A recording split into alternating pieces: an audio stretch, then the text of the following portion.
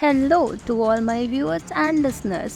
आज मैं आपके लिए 2013 में रिलीज हुई एक कोरियन मूवी कोल्ड आइस की कहानी लेकर आई हूँ। कहानी की शुरुआत होती है एक मेट्रो ट्रेन से, जिसमें जेम्स नाम का एक गैंगस्टर किसी से फोन पे बात कर रहा होता है। दूसरी तरफ हम कहानी की मेन कैरेक्टर को देखते हैं जो एक आदमी पे नजर रख रही थी। तभी उस आदमी का न्यूज़पेपर एक औरत से टकराकर कहीं गिर जाता है। इधर मेट्रो से उतरते हुए जेम्स जोहाना से टकरा जाता है। ये तीनों लोग जो एक दूसरे को नहीं जानते थे एक ही स्टेशन पे उतरते हैं। वहां जोहाना उस आदमी का पीछा करते हुए एक रेस्टोरेंट में पहुंचती है। इसके बाद सीन शिफ्ट होता है और हमें एक मोटा आदमी दिखाया जाता है। इस मोटे आदमी का नाम मैक्स था। इसके बाद एक बार फिर से सीन शिफ्ट होता है और हम जेम्स को एक बिल्डिंग के ऊपर देखते हैं जो वॉकी टॉकी पे किसी को कमांड दे रहा था। तभी हमें पता चलता है कि जेम्स ने एक दूसरी बिल्डिंग की गाड़ी में बॉम्ब सेट कर रखा था, जिसे वो ब्लास्ट कर देता है। ब्लास्ट के कारण उस बिल्डिंग में आग लग जाती है। तभी फायर ब्रिगेड की टीम के साथ कुछ लुटेरे भी वहां आ जाते हैं और बंदूक की नोक पर बैंक लूटकर वहां से निकल जाते हैं। तभी जेम्स को वहां पुलिस आती हुई दिखाई देती है और वो तुरंत ही मैक्स को पुलिस के बारे में बताता है और मैक्स ट्रक लेकर पुलिस वालों की गाड़ियों के सामने आ जाता है और दूसरी तरफ से वहां से भाग निकलता है। इस तरह हमारे दिमाग की बत्ती जलती है और हमें समझ आता है कि ये सारे लोग रॉबर्स हैं, यानी लुटेरे हैं जो चोरी करते हैं। अब सीन दोबारा से रेस्टोरेंट में जोहाना और उस आदमी पर शिफ्ट होता है, जहाँ काफी देर के बाद वो आदमी जोहाना के पास आकर कहता है, मैं देख रहा हूँ कि तुम मेरा पीछा कर रही हो। तुम कल भी मेरे पे नजर रख रही थी, आज मेट्रो में भी और अब यहाँ भी। इस पर जोहाना कहती है ये सिर्फ एक इत्तेफाक भी हो सकता है। ऐसा कहकर जोहाना वहां से जाने लगती है, लेकिन वो बूढ़ा आदमी उसका हाथ पकड़ लेता है और पूछता है, बताओ वो औरत मुझसे मेट्रो में कब टकराई थी। इस तरह वो सारी टाइमिंग पूछता है और जोहाना भी सारे सवालों का जवाब दे देती है। सिर्फ एक सवाल का जवाब जोहाना नहीं दे पाती है और वो ये था कि न्यूज़पेपर कहाँ गया जो उस आदमी के हाथ में था। फिर वो आदमी कहता है कि मुझे तुमसे इससे बेहतर की उम्मीद थी और एक पेपर छोड़कर वहां से चला जाता है। उसके जाने के बाद जोहाना उस पेपर पर स्क्रैच करती है जिस पर लिखा होता है यू आर सिलेक्टेड। हमें पता चलता है कि जोहाना का ये टास्क था और अब ये जासूस बन गई थी। अब हम रात का सीन देखते हैं जहाँ सारे चोर अपना अपना हिस्सा बांट रहे थे। इनमें से एक आदमी कहता है, हमने ज्यादा मेहनत की तो जेम्स को ज्यादा पैसे क्यों मिले। तभी वहाँ जेम्स आता है और उस आदमी को बुरी तरह मारता है और अपने पैसे लेकर वहां से चला जाता है। इसके बाद जेम्स एक बूढ़े आदमी से मिलता है जो जूते बनाने का काम करता था। दरअसल जेम्स ने चोरी की ट्रेनिंग इसी से ली थी, क्योंकि ये जूते बनाने वाला पहले एक चोर हुआ करता था। इस आदमी के पास जेम्स का पासपोर्ट था, जिसे देने के बदले वो आदमी जेम्स से अपने काम करवा रहा था और अब वो आदमी जेम्स को एक और टास्क देता है। कहानी वापस उस जासूस आदमी पर शिफ्ट होती है। हमें पता चलता है उसका नाम चीफ हॉन्क है। इसके बाद जोहाना वहां आती है और चीफ उसे सारे लोगों से मिलवाता है। चीफ हॉन्क के टीम मेंबर्स के कोड नेम जानवरों के ऊपर रखे गए थे, जैसे मंकी, स्लॉथ, ऑस्ट्रिच और स्क्वेरल। अब ये लोग मैक्स की तलाश में निकल जाते हैं, जिसे इन लोगों ने सीसीटीवी कैमरे में देखा था। यहाँ चीफ हॉन्क जोहाना को गाड़ी से निकलने से मना करता है, पर थोड़ी देर बाद जोहाना टॉयलेट ब्रेक पर जाती है, जहाँ जोहाना अपने आप से बातें करने लगती है, लेकिन वो अपना वॉकी टॉकी बंद करना भूल जाती है, जिससे पूरी टीम उसकी बातें सुनकर जोर जोर से हंसने लगती है।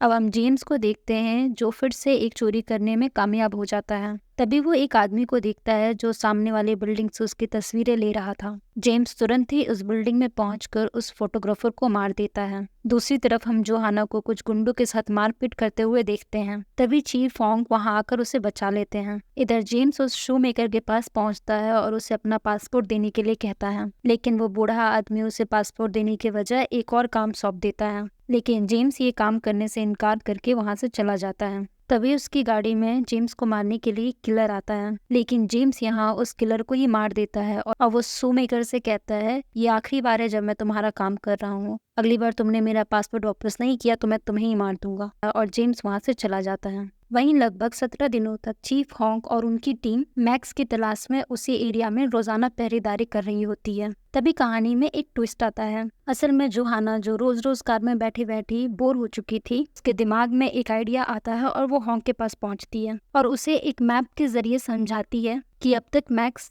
शहर के 3 एरिया में देखा जा चुका है और ये तीनों वही एरिया है जहाँ चोरी हुई है। और ये तो आपको पता ही है कि चोर कभी भी चोरी वाली जगह पे नहीं आता है, यानी कि अब वो शहर के बीच में आएगा। जहाँ चोरी हो सकती है। ये देखकर हॉन्ग बहुत इम्प्रेस होते हैं और वो उसके आइडिया की कदर करते हुए उसे भी अपनी टीम के साथ बाहर जाने की परमिशन देते हैं। अब ये लोग शहर के बीच वाले एरिया में मैक्स पर नजर रखने लगते हैं। यहाँ जोहाना को हॉन्ग एक बैग देता है जिसमें कुछ कपड़े होते हैं। नजर रखते हुए जोहाना को एक मैक्स जैसा आदमी नजर आता है और जब वो अपनी टीम को इस बारे में बताती है तो ये कंफर्म हो जाता है कि ये मैक्स ही है। तभी हॉन्ग जोहाना से कहता है कि तुम अपना लुक चेंज कर लो ताकि वो तुम पर शक ना कर सके। इस पर जोहाना चलते चलते ही जासूस से एक नॉर्मल लड़की में बदल जाती है। तभी वो आदमी यानी मैक्स एक दुकान में जाता है जहाँ स्क्वायरल पीछे के दरवाजे से जाकर उसका चेहरा देख लेता है और उसे पहचान लेता है। इसके बाद जोहाना अपने पर्स में सिक्के भरकर एक ही लिफ्ट में सवार हो जाती है और जब मैक्स अपने कमरे में जा रहा होता है तो जोहाना अपने सिक्के गिराकर उसे उठाने के बहाने उसका कमरा नंबर देख लेती है। अब जोहाना वहां से चली जाती है और स्क्वायर वहां आकर कई सारे स्पाई कैमरा उसके घर के बाहर लगा देता है। इस तरह ये लोग मैक्स पर नजर रखने लगते हैं। तभी मैक्स अपने घर के बाहर ढेर सारा कचरा रख देता है। जोहाना उस कचरे को लेकर सबूत ढूंढने लगती है। यहाँ उसके साथ हॉन्क भी होता है। तभी दोनों को कचरे में कुछ कागज के टुकड़े नजर आते हैं जिन्हें एक साथ रखने पे पता चलता है कि ये एक सुडोकू गेम है जिसे किसी ने जानबूझकर गलत खेला है। जोहाना इस बारे में पता लगाती है। अगले दिन चीफ हॉन्ग उस बिल्डिंग में पहुंचता है जहां जेम्स ने उस फोटोग्राफर को मारा था। घंटों दिमाग लगाने के बाद हॉन्ग को समझ में आता है कोई चोरों को चोरी वाले स्पॉट के सामने वाले बिल्डिंग पे चढ़कर उनकी निगरानी करता है और उन्हें कमांड देता है। वहीं हॉन्ग की टीम को पता चलता है कि पजल का रॉन्ग आंसर दरअसल शहर के स्टॉक मार्केट का IP एड्रेस है, यानी चोरी अब यहाँ होने वाली थी। इधर चीफ हॉन्ग की टीम चोरों के अपार्टमेंट में स्पाई कैमरा लगाकर ये पता लगा लेती है कि ये वही चोर है जो बैंकों में चोरी कर रहे हैं। चोरों की मीटिंग खत्म होते ही हॉन्ग उनके पीछे जा ही रहा होता है। तभी वो जेम्स को देखता है पर वो उस पर उतना ध्यान नहीं देता है। जेम्स स्टॉक मार्केट के सामने वाली बिल्डिंग पर जाता है और पुलिस को देखकर अपने लोगों से कहता है कि तुम लोग वापस आ जाओ, हम अब चोरी नहीं कर पाएंगे। और इतना कहकर वो बिल्डिंग के नीचे उतरने लगता है, लेकिन चीफ हॉन्ग उसी बिल्डिंग के टॉप पर जा रहे होते हैं। ये बात जेम्स को पता चल जाती है और वो किसी भी तरह खिड़की से कूदकर वहां से भाग निकलता है। इधर चोरों और पुलिस के बीच पकड़ा पकड़ी जारी रहती है। काफी मशक्कत के बाद